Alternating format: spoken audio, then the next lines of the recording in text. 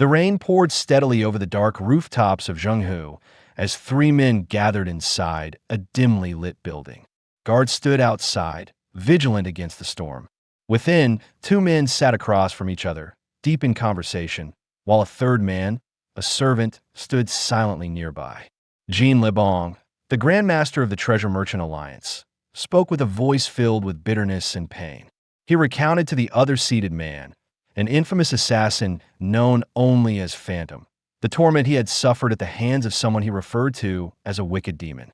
According to Lebong, this man had not only stolen all his assets, but had also cruelly severed his fingers. He warned Phantom not to underestimate this demon, claiming the man was dangerous enough to warrant hiring Zhenghu's most feared assassin.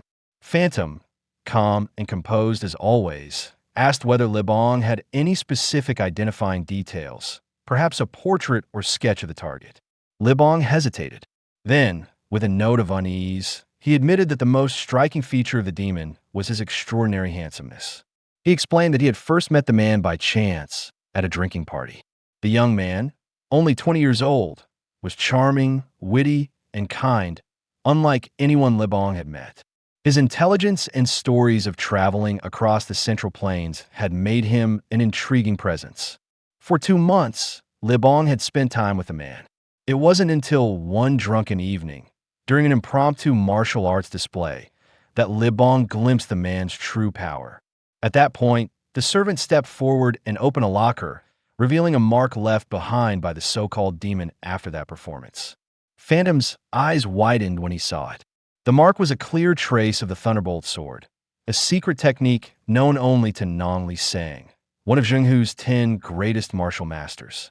Phantom had only heard rumors of such a technique, never expecting to see evidence of it. Lebong then explained that Nong Li Sang had vanished after the Great War between the Orthodox Alliance and the demonic cult, a conflict that ended 2 decades ago. At first, even he had found it hard to believe the connection. But his suspicions had been confirmed when he saw the martial arts manual in the young man's possession. Lebong believed there could be only one explanation. This man must have killed Nong Li Sang and stolen the Thunderbolt sword technique, a secret more valuable than 1,000 gold coins. Many sought it. From the legendary sword of life and death to the 100 great masters of Jianghu.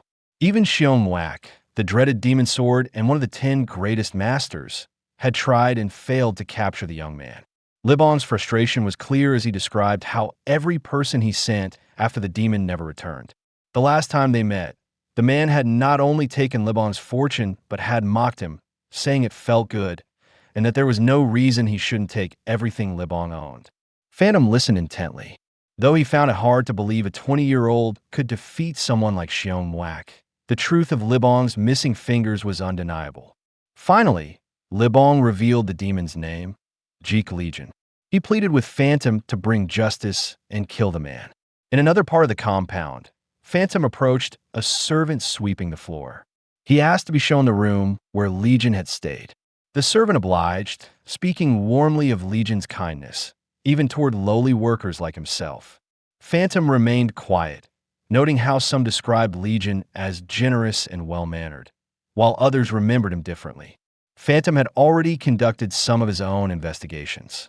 Some referred to Legion as a wealthy gentleman, others as a gambler who claimed to lose money for the sake of future fortune.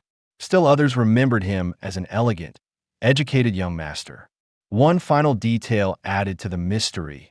Someone revealed that Legion had even competed in the Murim tournament. Confused and irritated, Phantom wondered who Legion truly was. The servant guiding him stopped and gestured toward a room, explaining it was the one where Master Legion once stayed. He advised Phantom to take his time examining it. Phantom entered the room, searching for anything unusual. The only thing that stood out was a map on the wall. A single location had been circled and labeled, Conquer Hub. Phantom's eyes narrowed. 2 Murim tournaments were scheduled to be held there that year. It could be Legion's next destination. Suddenly, a voice spoke behind him. Before Phantom could react, he was struck and knocked unconscious. When he awoke, he found himself pinned to the wall, powerless. In front of him, 3 individuals sat casually drinking tea. One of them asked why Legion had gone a hub. Another replied that he had no idea what went on in Legion's dark mind. The woman among them suggested they go to Hub as well. It wasn't as if they had anything better to do. But the man beside her warned that her presence alone could throw all of Jianghu into chaos. The woman then turned to Phantom and offered him tea. As Phantom studied her, he noticed the scythe tied around her waist and the fearsome energy radiating from her body. He realized, with a surge of dread, that she was none other than Yang Hong, the supreme demon empress, once the closest ally of the heavenly demon himself. A symbol on the other man's sword confirmed his identity: Nong Li Sang, the legendary Thunderbolt sword, who had supposedly vanished. The final member of the group exuded a dark and deadly aura. He was unmistakably Kaim Wak, the demon's sword. Phantom understood now. These three were not enemies of Legion. They were his allies. He demanded to know why they hadn't killed him. Yang Hong calmly replied that they had made a vow not to kill without permission. However, they had already destroyed his chi center and severed a tendon in his leg. Noticing Phantom's stoic demeanor, she added that assassins were known to hide poisonous pills in their mouths. Perhaps he should take his if he wished to end it quickly. Phantom gave a faint, sad smile. He understood what they were suggesting. With a final, bitter comment, that Legion was lucky to have protectors like them. He bit down on the pill. The trio looked on, unfazed. Yang Hong merely stated that Legion didn't need their protection. Phantom collapsed, lifeless.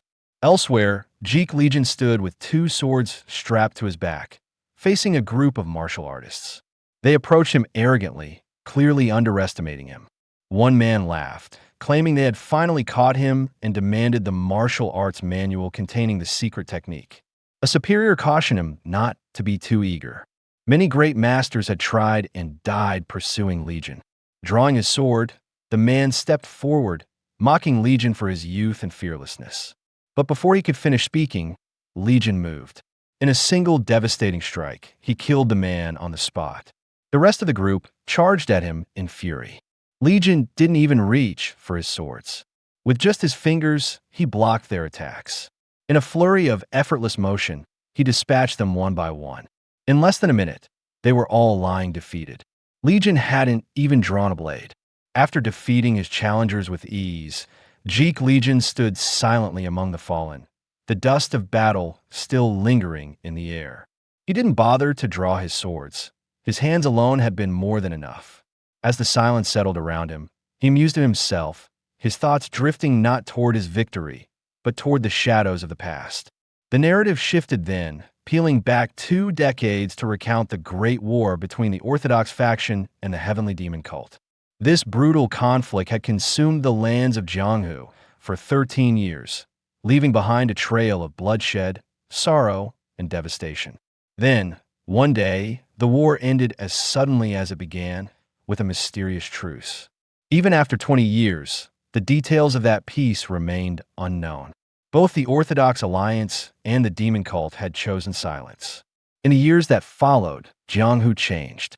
New factions rose while others, crippled by the war, faded into obscurity. Among the struggling was the Righteous Sword sect, once renowned, now diminished.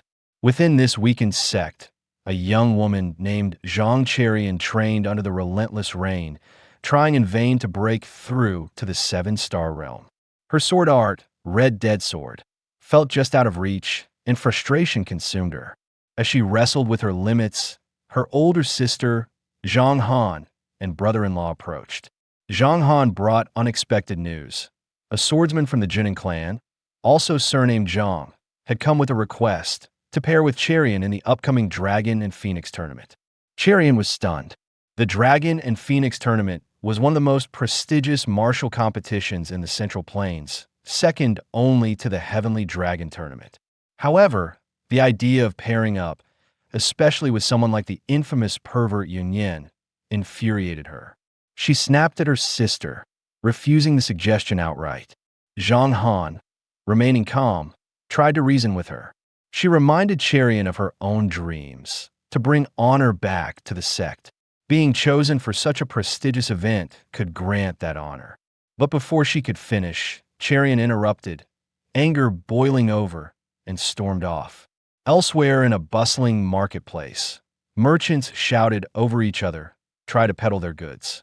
Under a large umbrella, a group of men huddled, gossiping excitedly. The topic of conversation was the downfall of Grandmaster Lebong, who had reportedly lost yet another finger. The crowd cheered the unknown figure who had done what many could not, exact revenge on the corrupt merchant. Not far away, Cherian wandered through the streets, her face clouded with doubt. She muttered to herself, wondering if the Junin clan would retaliate against her family. Were they so powerful they could do whatever they pleased? As she watched people pass, she began to question the ideals she once held dear. In this world of martial arts, deception and betrayal had become a norm. Is this the Jianghu I once admired? She thought, pausing in the middle of the street. It was then that a voice interrupted her thoughts. Legion had appeared silently behind her, speaking as if he'd read her mind. He told her that he, too, had once believed in Jianghu's ideals, but experience had taught him otherwise. He mentioned the 9 calamities demon technique, also called the invisible demon art, which was so powerful it couldn't be defeated in single combat. It seemed absurd, he added, that the Great War had ended so suddenly, with such a technique left unresolved. Cherian turned, surprised by the stranger's presence and knowledge. She asked who he was, but he only replied that he was new to Wuhan and thirsty. With a casual smile, he suggested she show him where to get a drink. Annoyed, Cherian responded sharply, telling him that a real martial artist shouldn't behave like a lazy drifter. She turned to leave, but Legion called out again, asking if she truly believed this current Jianghu still had value. His question made her pause. When she asked what he meant, Legion answered that ideals and chivalry had long since vanished. What remained was an illusion. Jianghu was now just a performance, a hollow world of pretenders. Though she found his words insulting, Cherian didn't let anger show. Instead, she challenged him. If he felt this way, why did he still choose to live in Jianghu? As she walked away, she muttered under her breath that Jianghu wasn't as bleak as he made it seem. Her words lingered with Legion, who watched her go, thoughtful. Later that evening, the hang-in was alive with conversation. Inside, customers filled the tables, buzzing with excitement over the upcoming Dragon and Phoenix tournament. One man claimed confidently that swordsman Yang from the Kan family was sure to win. His companions disagreed, arguing that the NX sex Yang was a far stronger contender. Amid the chatter, Cherian stepped into the inn, drawn by the crowd. She stood by the entrance, unsure of where to go, when an attendant recognized her. "Aren't you young Lady Jiang from the Righteous Sword sect?" he asked. "What brings you here alone?" Cherian replied that she only wanted a quiet drink. The attendant informed her that only the special room had any open seats. However, since she was considered Wuhan's best, he would offer her a discount. The entire room went quiet. Dozens of eyes turned toward her, whispering about her reputation. Embarrassed, Cherian wondered who had spread such rumors. To her dismay, she spotted a familiar figure sitting inside the special room, Legion. With a wide grin, he greeted her, joking that had he known they'd cross paths again, he would have joined her earlier. Cherian sighed inwardly, wondering why fate kept throwing them together. Still, she took a seat at a table, feeling drained. Legion, without hesitation, picked up a chicken thigh and asked if she knew how to register for the tournament. Cherian stared at him, stunned by how much food he was eating. When she asked if he was seriously thinking of entering, he replied with a smirk that he'd traveled for 10 years, always chased by women wherever he went. Cherian blinked, unsure if he was joking or simply full of himself. She wondered if she had misjudged him. He was nothing like the thoughtful man she had met earlier. Then, as he devoured another bite, Legion remarked that despite meeting many beautiful women across Jianghu, he still believed the most beautiful woman was his mother. Surprised, Cherian asked if he was sure about that. His expression darkened. "Are you mocking my mother just because she's old?" he demanded. Startled, Cherian waved her hands in panic, trying to calm him. Legion, now calm again, picked up a shrimp and casually mentioned that he was feeling nervous about an upcoming event. Their odd conversation was cut short when a new figure entered the room. A familiar voice called out, "I thought I heard someone I knew." It was Jiang Ingio, heir of the Jiangshan clan, accompanied by his younger sister Jiang Ina. Ingio's eyes locked on a Cherian as he entered. "It's been a while," he said with a smirk. Cherian stiffened. She thought to herself that Ingio's habit of leering hadn't changed. She wanted to strike him, but held back. When she didn't respond, Ingio shifted his attention to Legion, who sat quietly at the table. Without a word, Ingio took a gold coin from his pocket and tossed it on Legion's plate. "That should cover your meal," he said flatly. "Now, if you're finished, leave." Legion met Ingio's gaze with a piercing stare, his expression calm, but his silence spoke volumes. As the inn's servant brought in more food, Jiang Ingio grew visibly irritated. His expression twisted into a sneer as he barked at Legion, telling him to leave before things got ugly. He then chuckled mockingly, pointing to the sword strapped to Legion's back, and asked if he was acting arrogant just because he was a Jianghu fighter. Curious, Ingio reached for the sword, but the moment his fingers touched it, he froze. The blade was impossibly heavy. Surprised, he tried again, this time channeling his internal energy. Even so, he could only raise it a few inches before giving up. With a weak laugh to save face, he joked that the weapon must be a muscle training tool. The people around him laughed along awkwardly, not quite believing the blade could be that heavy. But Legion casually picked it up with one hand, resting it on his shoulder as if it weighed nothing. In a calm voice, he said it wasn't for training. Ingio's irritation grew. He accused Legion of lying and insisted the weapon was clearly just a training prop. The two exchanged sharp words until Ingio, anger flaring, began to release his energy. Before the situation could escalate, Cherian stepped in and told him to stop. Her voice cut through the rising tension, surprising even Ingio. Smirking, he turned toward her and asked why she was looking at him that way. Was she perhaps interested in him? He grabbed her hand and remarked that since they would be pairing up in the Dragon and Phoenix tournament, they might as well get to know each other. Cherian quickly pulled her hand back and declared that she would be participating with someone else. Ingio stared at her, stunned by the rejection. He demanded to know why she wouldn't partner with him. Cherian answered coldly, saying that using his family's influence to pressure her was petty and disgraceful. Unprepared for her boldness, Ingio forced a smile and asked who she had chosen instead. Before Cherian could respond, Legion spoke up. With casual confidence, he said they would be participating together. Ingio looked genuinely confused. At that moment, his younger sister, Jiang Ina, stepped forward and addressed Legion with disdain. She asked if he even knew who he was speaking to. Legion calmly replied that he didn't, and asked if they knew who he was. Ina smirked and admitted she didn't. Legion leaned back in his seat, his voice steady. He said that when people face the unknown, they either dismiss it or fear it. He pointed out that she was doing both, dismissing him because she didn't know him, while simultaneously hoping he would be afraid of Ingio. Ina gave a coy smile, pretending to be intrigued. "I'm not so sure," she said playfully. Ingio, however, had lost all patience. Gritting his teeth, he growled at Legion for his nerve. Legion shrugged and replied with amusement that, of course, he had nerve. He ate well, and people who eat well speak boldly. Straightening his clothes, Ingio turned toward Cherian. He warned her that they would meet again at the Dragon and Phoenix tournament, then stormed out of the room. As he left, Ina lingered a moment longer, casting Legion a knowing glance. "I'll see you again," she said softly before exiting. Once they were gone, silence filled the room. Cherian sat motionless, overwhelmed by what had just happened. She thought to herself that she was now in serious trouble. Ingio wasn't someone to let things go easily, and now, because of her, Legion might be in danger too. Legion, however, appeared completely unfazed. He casually told her that it was decided they'd be joining the tournament together.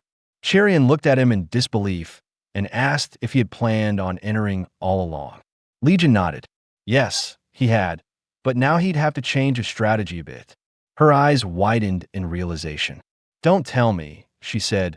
"You were talking about the Heavenly Dragon tournament before?" Legion confirmed with a nonchalant yes. Still stunned, Cherian then asked why he didn't retaliate when Ingio insulted him earlier, especially considering the incredible martial prowess he clearly possessed. Legion looked at her seriously and explained that he didn't make a habit of beating up kids. At first, Cherian thought he was just making excuses, but something about his calm, sincere expression made her pause. For reasons she couldn't explain, his words touched her. Outside the inn, Ngio's companions rushed to catch up with him, trying to console him. One of them tried to downplay Cherian's rejection, suggesting that she probably wasn't aiming to win the tournament at all, choosing to join forces with some random fool. But Ngio wasn't convinced. That random fool had effortlessly wielded a sword he himself couldn't lift. It wasn't something to dismiss lightly. Ngio had never seen Legion before, and now he couldn't stop thinking about who he might be. His pride wounded, his thoughts turned bitter. That arrogant woman, he muttered, seething. She dared reject me. I'll make sure they both regret it. Back at the righteous sword sect, Huiyin paced angrily in front of her mother, Su Ai. She reported that Cherian had rejected Ngio outright, and rumors were already spreading that Ngio, enraged, had caused a scene at a brothel. Su Ai frowned. The rumors surrounding Ngio had always worried her, and now this only made things worse. As they spoke, Zhang Lichu, leader of the sect and father to both girls, sat in silence. Regret filled his heart. He blamed himself for their family's decline. If only he had mastered the Crimson Death Sword art, the sect would never have fallen to such a state. His daughters and wife wouldn't have to suffer under the pressure of politics and prestige. Huiyin turned back to her mother. If Cherian really refused Ngio, this could become a serious problem, she warned. Just then, Cherian entered the room. There's no need to look for me, she said firmly. It's true, I turned him down.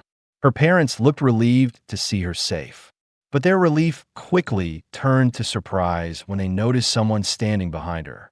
With a calm but slightly nervous tone, Cherian introduced the man beside her. This is the one I'll be partnering with in the Dragon and Phoenix tournament, she said. Everyone fell silent. Legion stepped forward, offering a respectful bow.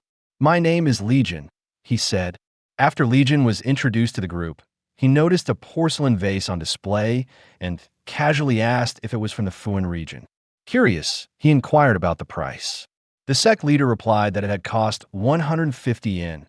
Legion shook his head with a slight smile and remarked that if he had been there, he would have only paid 129. His tone was playful, but the sect leader remained bewildered, still trying to grasp the idea that Shurion would be entering the tournament with this complete stranger. Even Huiyin found it difficult to believe. Turning to Legion, she asked which sect he belonged to. Legion calmly placed the porcelain back on the table and replied that he didn't belong to any sect. He explained that his parents sold fruit near the human gate. The room fell into stunned silence. Huiyin was incredulous. His parents sell fruit, she thought. Trying to make sense of the situation, the sect leader examined the weapons Legion carried and noted that he wielded both a sword and a blade. He asked whether Legion had mastered both arts. Inwardly, he dismissed the idea, thinking that carrying both weapons was something only a third-rate thug would do, likely for show. But Legion's response shattered his assumption. Yes, I've mastered both. Surprised, the sect leader pressed further, asking who had taught him martial arts, surely not his fruit-selling parents. Legion nodded and confirmed it was indeed his parents who had trained him. Huiyin immediately rushed to Shurion, whispering urgently that she needed to apologize to young Master and Nell first thing the next morning. She warned Shurion that she couldn't seriously consider fighting alongside someone who had learned martial arts from mere fruit vendors. Later that night, Shurion walked along a quiet path, deep in thought. She had brought Legion home to protect him from Enel, but now she was unsure. Seeing him nearby, she asked if he couldn't sleep. Legion replied that he often found it hard to sleep when in a new place. Besides, he added casually, there was something he needed to take care of tonight. He was sending a few people to the afterlife. Shurion couldn't tell whether he was joking. His calm tone, despite the brutality of his words, deeply unsettled her. She then changed the topic, asking what kind of people his parents were. Mentioning that she had heard his mother was beautiful, she asked curiously about his father. Legion paused for a moment, reflecting, and explained that his father was someone who strictly followed rules. never deviating from them. While that wasn't inherently bad, the fact that his father tried to impose those same rules on him had caused tension between them. More than anything, Legion added, his parents had strongly opposed him joining the Jianghu, especially his father. Shurion mused to herself that it made sense. His parents weren't from the Jianghu and were likely concerned for his safety. However, she was surprised when Legion clarified that his parents weren't just worried about him. They were concerned for the Jianghu itself. Shurion misunderstood, assuming they were simply anxious for their son, much like her own parents had been. Changing the mood, Legion smiled and commented that his vegetable-only dinner made him feel like he had already digested his meal. With a teasing tone, he asked if there would be meat served the following day. Shurion, amused, told him to stop being silly and said he should leave after breakfast. The next morning, Legion looked at her and asked if she was worried about him. Caught off guard, she quickly turned away, claiming she wasn't concerned about him, but about the people he might encounter in the future. Meanwhile, in front of a building shrouded in red mist, for thugs were gathered around a fire. One of them spoke grimly of a young man who had come seeking revenge for his father. With a mocking grin, the thug said the boy had trembled as he held the sword. I couldn't ignore him, he sneered, so I sent him to his father's side. The others laughed cruelly. Another thug joked that by killing the boy, they had saved him from the pain of becoming an orphan. Their laughter was cut short when Legion appeared. The thugs asked who he was and whether he even realized where he stood. Legion calmly replied that he knew he was at the Dark Hub, also known as the Wandering Market. The men burst into laughter at his audacity. One of them jeered, "So you know what kind of place this is?" and still came. Another added mockingly, "The world's gotten soft. Now even kids wander into places like this." But Legion remained unfazed. He warned them in a serious tone that if they called him a kid again, they wouldn't live to see another day. One of the thugs, stunned by Legion's boldness, unsheathed his sword, growling that he had been going easy on him, but now his patience had run out. With a furious roar, he charged. Before the blade could reach him, Legion activated a technique, releasing energy from his palm. In a blink, the thug dropped dead. The others, confused, mocked their fallen comrade, until they realized he wasn't getting up. Legion looked at the remaining thugs and said that this was the day he would take his first step toward the future. He explained that he had no choice but to harden his resolve, as this moment was crucial. Angered, the others drew their swords. One of them scoffed, "If this day is so important to you, I guess even the ones you'd normally spare have to die too." Legion moved with deadly precision. In a flash, limbs were severed. Arms, legs, and hands fell like paper. The carnage didn't stop. From the bottom floor to the top, he cut down every person in his path, leaving a trail of bodies behind. At the top floor, he kicked open a door to reveal a corpulent man being fanned and massaged by women. This man was the infamous gluttonous emperor, leader of the Dark Hub. Despite the intrusion, he remained calm. His maids smiled seductively, sensing Legion's presence. Legion glanced around and remarked dryly, "Quite the ambience you've got here." The gluttonous emperor slammed his hand on his chair and asked if Legion was a guest, and who he was planning to purchase. With a smirk, he asked, "Who do you think you can afford in a place like this?" Without hesitation, Legion replied that he was there to buy the most expensive person in the room. The gluttonous emperor laughed at his arrogance and asked if he had enough money. Then, playing along, he set a price, 500,000 yuan. To his shock, Legion dropped the exact amount on the floor and asked if the deal was sealed. The emperor, caught off guard, noticed there was even more money in Legion's bag. He asked what would happen if he raised the price. Legion replied coolly that he'd be disappointed if the man did. Irritated, the emperor's expression darkened. He growled, "What if I just kill you and take your money?" Legion, unflinching, answered that he'd be even more disappointed. Enraged, the emperor ordered his maids forward. They began releasing a seductive aura, using charm techniques so powerful that no ordinary man could resist. But Legion was no ordinary man. The gluttonous emperor watched Legion and thought to himself that the young man had been doomed the moment he stepped into the room. The maids surrounding him were about to unleash their technique, the illusory blissful dance, a powerful form of sorcery capable of paralyzing a man's will and judgment. But just as they prepared to strike, Legion effortlessly raised his hand and blocked the incoming spell. With a calm voice, he commented that it was a fine dance, but not good enough to kill him. Then, in one swift motion, he plucked a hairpin from one of the maids and flicked it toward a pillar. The pin shattered the lamp hanging above the Emperor's head, plunging the room into partial darkness. The Emperor, visibly shocked, suddenly realized that Legion had seen through the soul manipulation sorcery. The maids stood frozen in disbelief, their enchantment completely broken. Turning to the women, Legion asked if any of them truly loved the Emperor. Their silence answered the question. Realizing they were being held against their will, Legion told them to leave and assured them not to worry about consequences. The women hesitated, afraid to disobey their master in his presence. But Legion urged them to summon their courage, to live freely, even if it meant defying the man who held power over them. Before they could act, the Emperor interrupted with a dark laugh, sarcastically praising Legion's speech. However, he warned that Legion would not be leaving the room intact. In fact, he threatened to cut off his limbs before allowing him to go.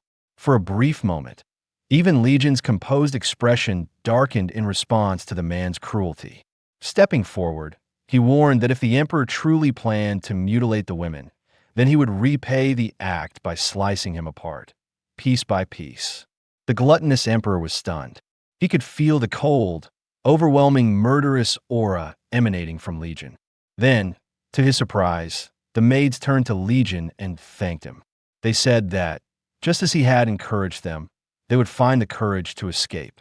More than that, they promised never to forget his kindness, especially after he gave them a large sum of money to start a new life.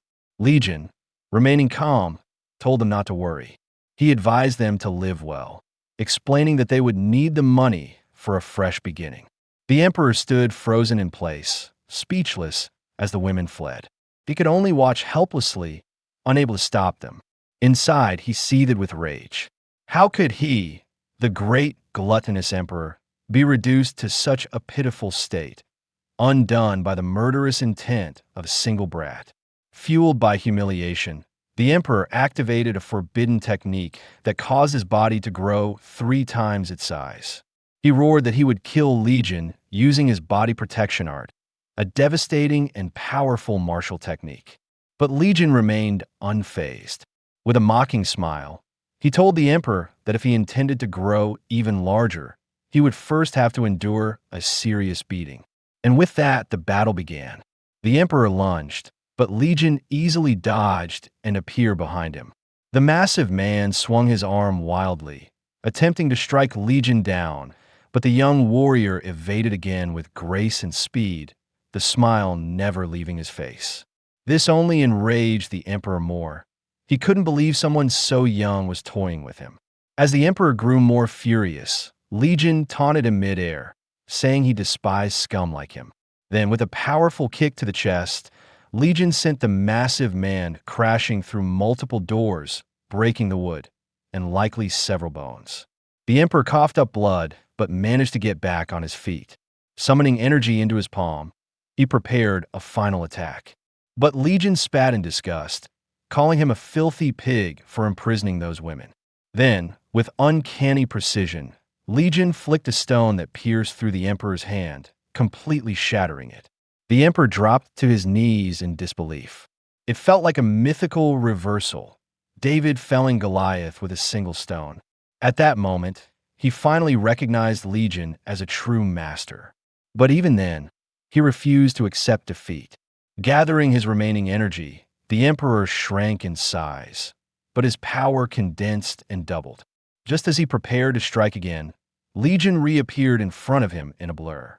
His hand pulsed with energy. With a single devastating blow to the stomach, Legion unleashed a shockwave of internal force that tore through the Emperor's body, obliterating everything in its path. The once mighty giant collapsed, brought to his knees. Legion stood over him and calmly declared, "I paid for your life. so I'm taking you with me." The emperor, now barely alive, weakly asked where Legion planned to take his dying body. But Legion shook his head and clarified that he hadn't been talking to him. The emperor let out a bitter laugh, realizing there was nothing he could do anymore. He admitted that someone like Legion could have simply snuck in and stolen what he wanted without a fight. So he asked, "Why bother confronting me at all?" Legion's response was cold and simple. "I needed a reason to kill you." The emperor laughed again, bitterly, acknowledging that Legion was an even worse man than he was. Legion accepted the label without hesitation. "Perhaps," he said, "but good people never fall into my traps." With that, the gluttonous emperor breathed his last. The room fell silent. Then, from the shadows, a hunchbacked man emerged. Legion turned to him and spoke, "We finally meet, Manor Master who? Or should I call you by your real name? Musha?" The old man stopped pretending. His shoulders straightened as the facade faded. This was Musha, the former patriarch of Mount Tai's Phantom Manor. Legion remarked that it was surprising to find a genius of formation arts and mechanical engineering in such a place. He admitted that it had taken him a long time to track Musha down. "I suppose," he said, "it's difficult to recover from that incident." Musha, taken aback, was left speechless. The incident Legion referred to was the source of Musha's deepest pain. Years ago, Mount Tai's Phantom Manor had been famed for its mechanical artistry. Musha, born into a noble family and possessing incredible talent, had everything, until tragedy struck. His only daughter had tampered with an unfinished device. The resulting catastrophe killed not only her, but Musha's entire family. Overcome with guilt, Musha had changed his appearance and disappeared, blaming himself for the calamity. With tears running down his cheeks, Musha told Legion that he could never forget the tragedy. But to his surprise, Legion spoke gently. "You've been a good man, suffering for 10 years. It's rare to find someone who endures such pain out of love and sorrow for their family." Musha was deeply moved. No one had ever spoken to him like that before. No one had ever risked their life for him, a man they barely knew. Finally, Musha asked what Legion planned to do with him now that he had bought him. Legion, with conviction in his voice, answered, "I'll use you to dominate the Jianghu." Musha was stunned, but then a laugh escaped him. He dropped to his knees, swearing loyalty. He pledged to serve Legion as his master and dedicate the rest of his life to his cause. Legion smiled and said, "Shall we get started?" Still unsure of what that meant, Musha watched as Legion suddenly ignited flames in both hands, a wicked grin on his face. Outside the building, someone landed silently on a branch beneath the moonlit sky, wondering to themselves whether the young master was still locked in battle. Minutes later, Musha's body began to return to its original form. He was utterly stunned. After all, it was widely believed that once a body had been altered by the Great Law, it could never be restored. Overcome with surprise and gratitude, Musha sincerely thanked Legion. But Legion smiled kindly and told him not to be too thankful just yet. From this point forward, he reminded Musha there would be no rest, only hard work. His transformation was just the beginning. As they spoke, a man approached. His eyes were filled with admiration. It was Yang, Legion's personal guard. With a respectful tone, Yang greeted him and said, "You've finally done it, young master." Seeing him, Legion couldn't help but crack a joke. He teased that Yang should really consider shaving, claiming he was starting to look older than his age. The sarcastic jab struck Yang like an arrow to the chest, and he jokingly clutched his heart, pretending to cough up blood. Legion then introduced Yang to Musha, explaining that this man was his trusted personal guard, and that he would be guiding Musha from now on. However, Legion soon surprised them both by announcing a sudden change in plans. Their next move would begin with the Jonin clan. Yang was clearly shocked. He immediately asked why Legion had changed his mind, reminding him that he had once dismissed the Jonin clan as not worth the effort. Why the sudden decision to enter the Dragon and Phoenix tournament? Legion, in his usual casual manner, replied that people could change their minds at any time. But Yang wasn't convinced. He quipped that such a flimsy excuse was something a playboy would say. Legion was momentarily speechless, then smirked and accused Yang of being jealous of his popularity. Yang denied it quickly. Just because a bunch of women chase after you doesn't mean you're lucky in love, he said. True fortune lies in marrying the right woman. Still wearing a playful grin, Legion replied, "You're obviously extremely jealous." Musha, standing silently nearby, watched their banter in total confusion. He had no idea what was going on. Meanwhile, at the Jonin clan estate, the next morning, Shurion and her father, Lu, had arrived to pay a visit to young Master Enel. But when they reached the gates, the guards informed them that both the union leader and Enel were away. Lu politely asked when they might return, but the guard shrugged and said he had no idea. Under his breath, Lu muttered that they needed to apologize before things got worse. He then asked the guards to deliver a message once the leaders returned, that he and his daughter had come to pay their respects. Just as they turned to leave, a man stepped out from the courtyard. His name was Quan Hyaki, famously known as the Eight Flying Hands due to his martial arts prowess. Wearing a broad grin, Hyaki greeted Lu cheerfully. He explained that he had come to the estate on invitation from the union leader and was pleasantly surprised to see a familiar face. Lu returned the greeting with polite words, though inwardly he noted how the Jonin clan leader had a tendency to surround himself with highly skilled people. Still smiling, Hyaki suggested they spend some time together while they waited and even offered to cover the cost of a drink. Lu accepted, unaware that Enel was watching them from inside with a sinister smile. Later, at the Spring Breeze Inn, Hyaki poured Lu a drink and urged him to try it. He proudly stated that it was bear bile wine, a rare and difficult-to-obtain delicacy. Lu, not wanting to be impolite, thanked him and took a sip.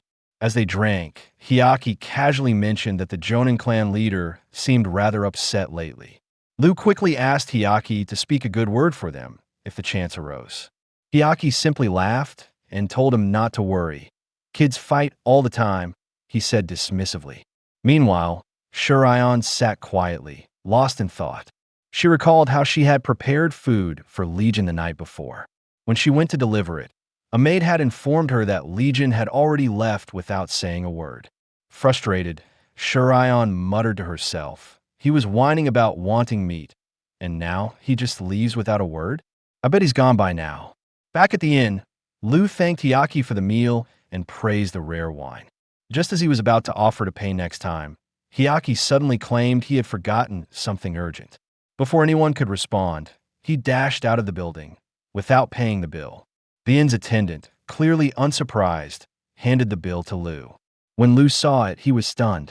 One bottle of wine had cost 129 coins, and the side dishes were equally outrageous.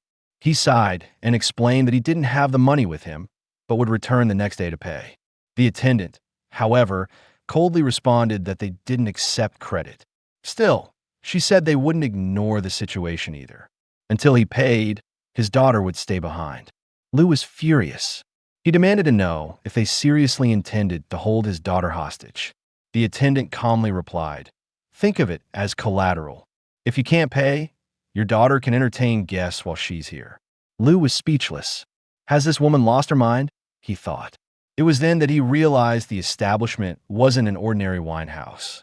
Even the guards had an intimidating presence, far stronger than he'd initially noticed. Some might even be stronger than him. Just then, the door swung open. Legion entered, casually holding a bottle of wine. Surprised, Shurion asked, "What are you doing here?" Grinning, Legion replied, "What else? I came to drink." He placed the bottle on the table and remarked that the wine tasted a bit off. "Did you mix something into it?" he asked calmly. Trying to stay composed, the attendant asked what he meant. Legion explained that he had heard this place served big shots often, but wondered if they also served fake wine to them.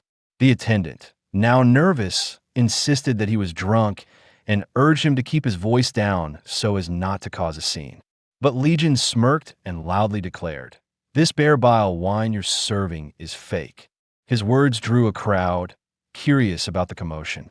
With confidence, Legion proposed a challenge. "If I can prove this wine is fake, I'll take everything this place has earned today. But if I'm wrong, You can brew liquor from my gallbladder." The crowd followed him as he led them to a small, run-down house behind the inn. Many were surprised. They hadn't even known the place had a backyard.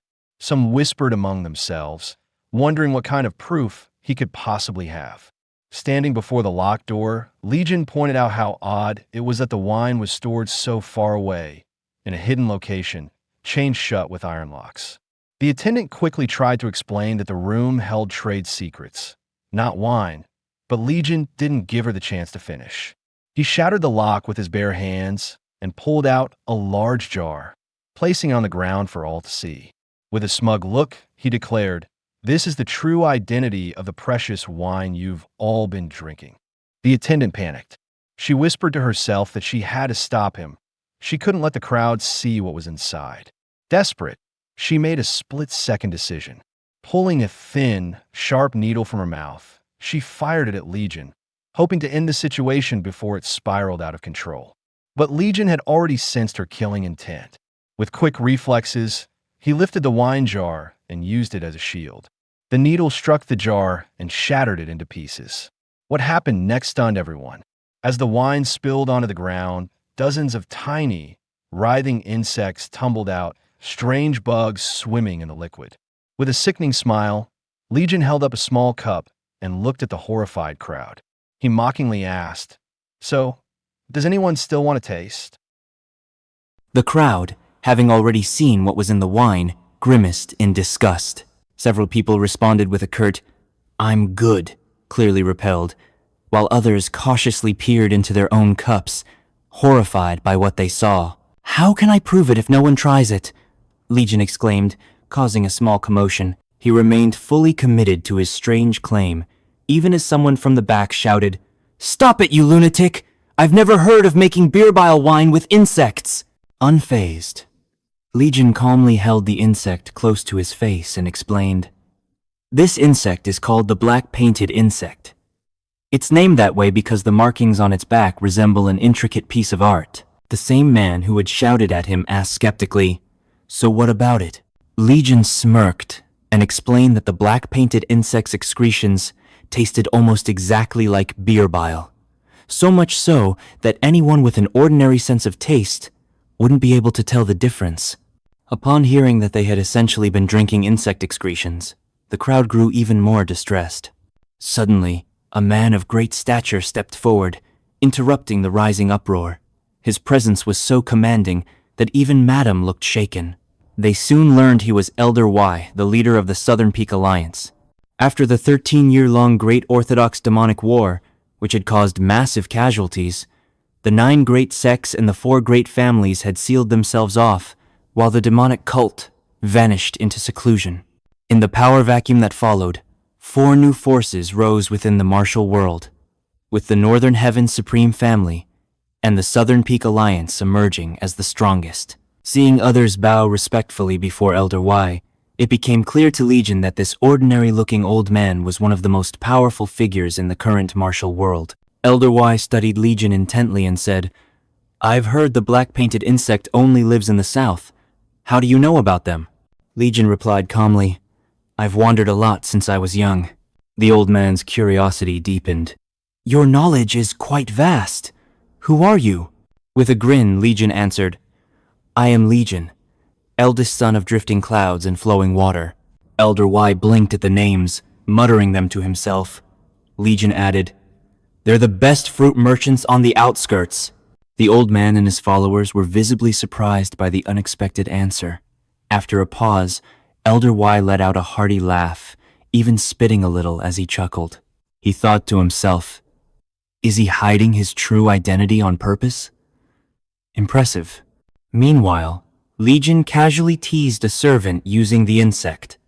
Behind Elder Y, one of his men, the leader of the White Tiger Squad, watched Legion with growing interest. "The Alliance leader is taking a liking to this boy," he thought. "How strange." Then, a large man in the crowd spoke up. "I'll try it if you want," he said, looking to Elder Y for permission. The elder gave a nod. The man took a few cautious sips of the wine and turned to a nearby woman with a disgusted look on her face. "Wait a second. This is exactly what we drank earlier." His revelation sparked an uproar. Wait, what did we drink? Please calm down. I'm being framed, Madam protested, clearly attempting to weasel her way out of the situation. But the crowd was furious. Bring us the real stuff, then, or give us your head. Her guards hesitated, knowing full well that with Elder Y and the White Tiger Squad present, they couldn't act recklessly. Growing desperate, Madam warned, "Do you know who's backing me? If you mess with me, you'll all die." Amidst the chaos, Legion smiled. Elder Y turned to him and said with genuine gratitude, "Young master, if it weren't for you, we would have been in serious trouble. Thank you." Legion responded casually. "Of course. Who else would do something as awesome as this?" His nonchalant tone surprised even Elder Y. Legion added with a smirk, "From now on, I expect to be treated as your savior." Watching him closely, Elder Y seemed more intrigued than ever. The large man beside him commented, "What an interesting person." Elder Y shook his head and replied, "No, he's more than that." The man looked puzzled. "Pardon?" A sudden surge of internal energy rippled through Elder Y. He confessed, "From the moment I saw him, I felt something I hadn't felt in decades. Pleasure, excitement, desperation, ambition. It's all rushing back to me, just like the day I conquered the Southern Peak Alliance. I don't even know why I feel this way." The large man glanced at him, even more confused. "If the Alliance leader, with all his insight, can't see through this boy, then is he truly that special?" Later that night, under a dark sky and as the wind whispered through the forest, a man ran for his life, his robes soaked in blood. "I must warn them, no matter what," he muttered, panting and clutching his side. Suddenly, a shadow appeared beside him. Alarmed, he instinctively reached for his sword, but it was too late. His pursuer had caught up. It was then revealed that this bloodied man was a member of the Orthodox Alliance. When he caught sight of the badge on the pursuer's chest, he immediately recognized it. It belonged to the Northern Heaven Supreme family. "We don't have time," the pursuer said urgently. "We must cancel both the Dragon and Phoenix tournament and the Heavenly Dragon tournament. The Flying Swallows Association is plotting a massive conspiracy. But this year's tournament is hosted by your family," the wounded man replied. "Why are you trying to reach the Orthodox Alliance instead of informing your own superiors?" "There's a spy among us," the man replied gravely. "I can't trust anyone." Suddenly, they heard others flying toward them. "Damn it! They're chasing us!" the pursuer cursed. "I'll act as bait. You must escape and deliver the message." "You're the first person I've told." "What a relief," the wounded man said. But his relief was short-lived. A wicked grin spread across the pursuer's face. "You're mistaken," he whispered.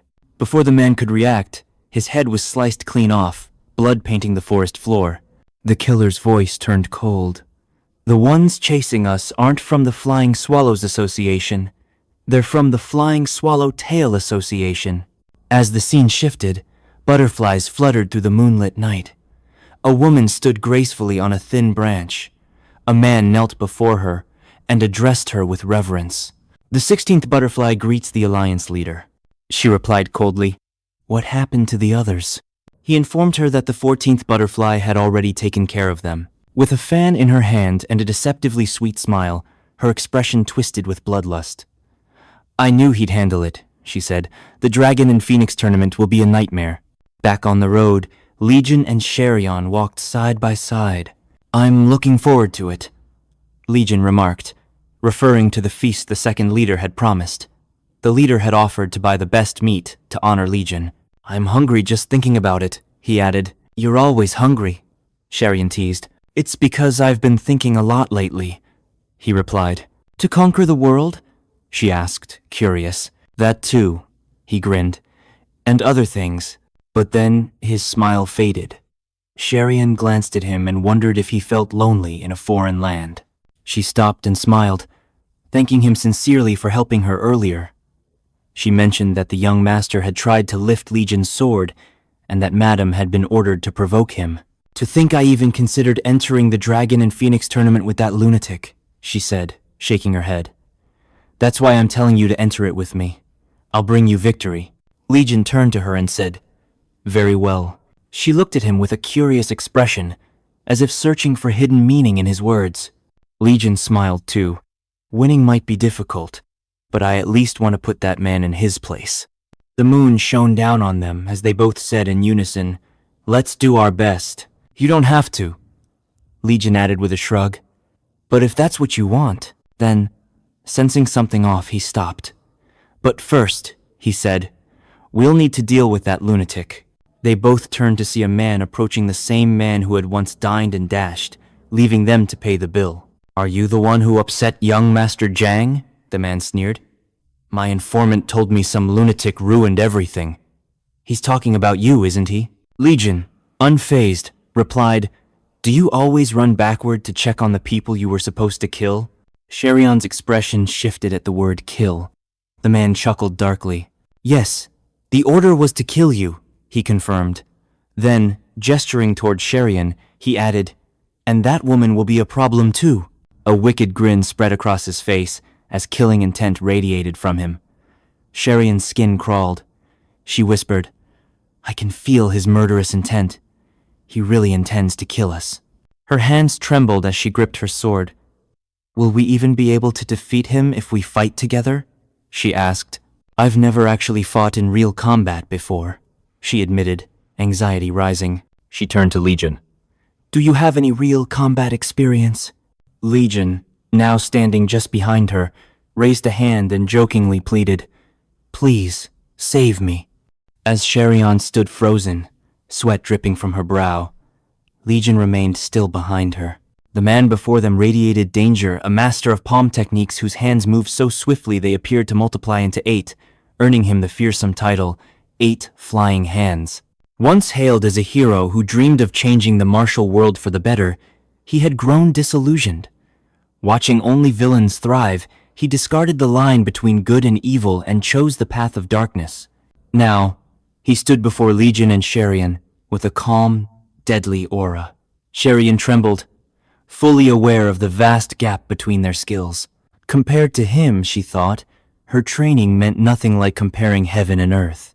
Sensing her fear, Legion leaned toward her ear and calmly instructed her to draw her sword. She obeyed, unsheathing the blade with a nod, muttering, "I can't just stand here and let this happen."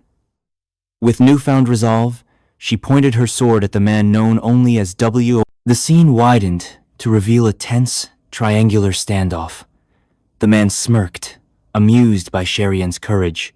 He mocked her, saying she seemed eager to die first. Without hesitation, he activated his palm technique and lunged at her, aiming to finish the battle quickly. Both Legion and Sherion narrowly dodged, but she was stunned by his speed. As she struggled to regain her footing, her body lost balance, crashing hard into the roots of a nearby tree. Just as she hit the ground, the man followed with another brutal palm strike. She ducked to her knees just in time as his blow obliterated the thick trunk behind her. Trembling, she admitted to herself that this wasn't like any training she had experienced. His gaze alone paralyzed her. Was this the end? She thought. Legion's calm voice cut through her panic. He told her not to rely on movement techniques but to allow her body and sword to flow as one. Her focus shifted. She repeated his words silently. "The sword first, then my feet." But the man sneered, turning his attention to Legion and taunting him for hiding behind a woman.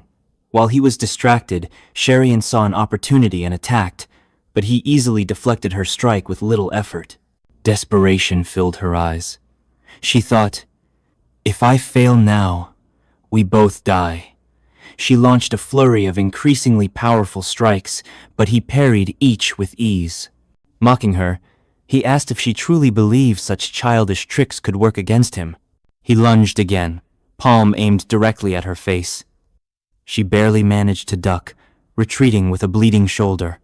Her panic surged. Legion calmly observed her movements and pointed out a flaw. He asked why her swordplay, which should be heavy, looked delicate. Confused, Sherion reflected. The Crimson Death sword art was known for its fluidity and variety, yet her movements now felt rigid. Could Legion be right? Had she misunderstood her own technique all these years? She recalled her recent struggles after reaching the 7-star level, the feeling of hitting an invisible wall. Maybe it wasn't the path that was flawed, but the way she walked it. Determined, Sherian decided to try Legion's approach. Her movements shifted.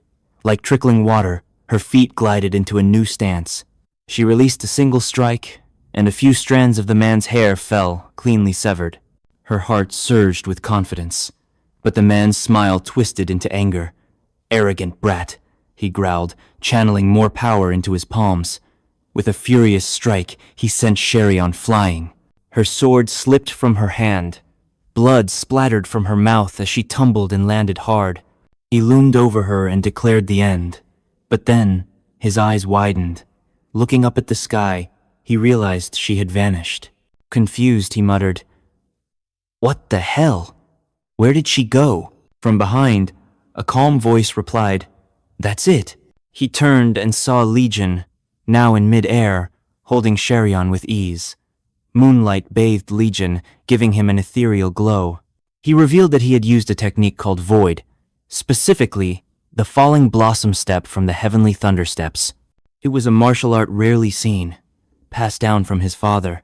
The man trembled at the mention of Legion's lineage. "Your father's martial arts?" he stammered. Legion gently placed Sherian by a tree. He spoke softly, recalling how his parents had claimed they fell in love at first sight, something he never believed until now. The man, still shaken, struggled to process what he'd seen. Reverse flow of wondrous movement, he thought. How could a mere kid master such a thing? Before he could act, Legion struck. With a single devastating blow, he crushed the man's skull. The impact sent shards of bone and teeth flying as the man crashed through a tree, groaning in agony. Realizing the vast power gap, the man fell to his knees, coughing blood. He's on a different level. Begging for mercy, the man cried, "Please, let me live." Legion, expressionless, responded coldly. He spoke of his father, a man who would have chosen to forgive. "That's why I hate him," Legion admitted. "He was always so frustrating like that." The man's eyes widened in fear as Legion continued, revealing that his mother had taught him to never follow his father's way. He declared that, even if his father's path was the correct one, he would always choose his mother's. As Legion unsheathed his blade, the cloth around it tore slowly, revealing its terrifying form. The air around them thickened. A haunting wail echoed like a ghost, the sound of the northern hellblade being unleashed for the first time. Flames engulfed Legion's hands. The demon skull on the blade's guard glowed ominously as the weapon ignited with searing red light. Legion's eyes turned blood red. With a single swing, he summoned a demon from his strike. Multiple souls burst forth from the slash, lashing out toward the fleeing man. His face froze in terror, as he was torn apart before he could even comprehend what had happened. What followed was pure carnage, a bloodbath of supernatural fury. Standing among the remains, Legion's gaze remained cold. The man's body was shredded into hundreds of pieces. His voice was calm but dark as he said, "My father's path is just too boring to follow."